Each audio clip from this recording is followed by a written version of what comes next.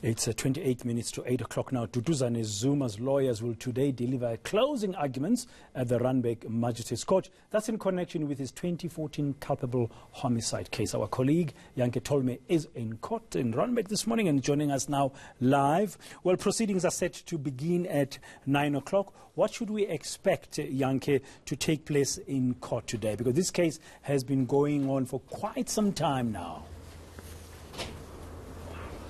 Yes, if you think that the accident actually happened back in 2014, after that there was a decision not to go ahead with the case.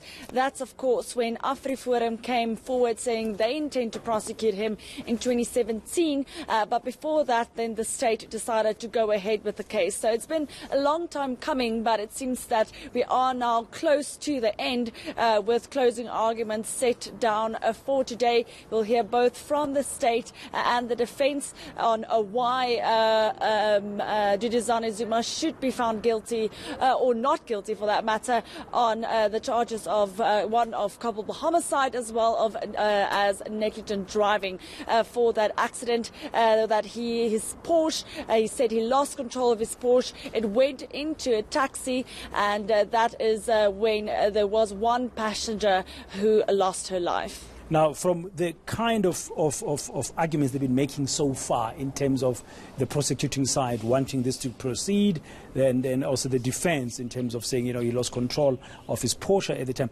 What can we expect to be the main lines of closing from the defense side and from the prosecutor side? Well, it's going to be quite difficult because it seems like the main arguments were based on whether he was speeding or not and whether he was supposed to be able to keep control of his car in wet conditions because, as we know, it was raining quite heavily on that night.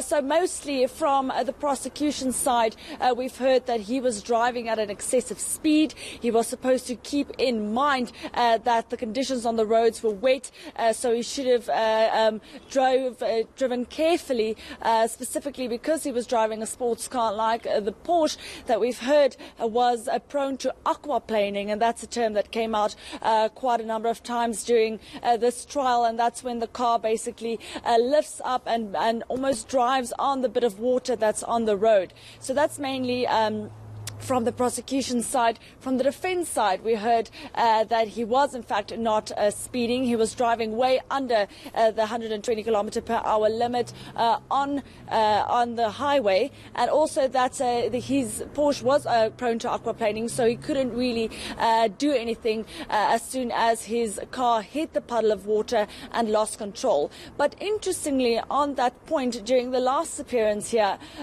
in court in May, there was kind of a surprise witness, as some might call him, Michael Yankovic, that came forward for the first time in this case, saying he was actually also driving on the highway that night. He saw Duduzane Zuma's car passing him on the highway, and according to him, he says Zuma was not speeding. But there was, however, questions around whether or why he was only coming forward during this trial, since it happened way back in 2014. He didn't approach the police, and then he wasn't approached by the state or the defense shortly after, but he continued saying that he heard on the news the media claiming, or what came out of court was that he was speeding, and he felt that was unfair and that this was being exaggerated, and that's why he decided to come forward rather so late in the trial. So that might also be something that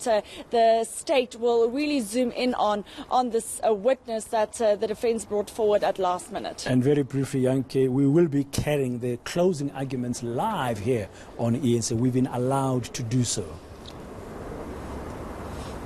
Yes, we weren't allowed to film inside court during the trial, specifically when the witnesses took the stand, but we are allowed in court today when there is closing arguments. I also have to mention that we did see sniffer dogs, and there's quite the half of the parking has been blocked off, and there is a couple of police officers here, so we might see more than one Zuma here in court today.